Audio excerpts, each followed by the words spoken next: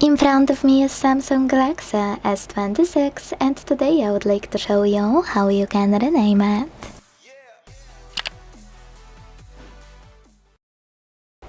First of all, go into settings and scroll all the way down to tap on About Phone. Now choose Rename under current device name and type in whatever you wish, like Sunny. When you finished, just tap on Done and wait.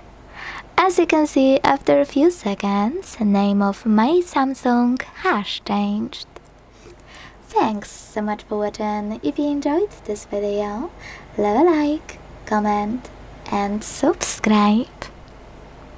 Bye!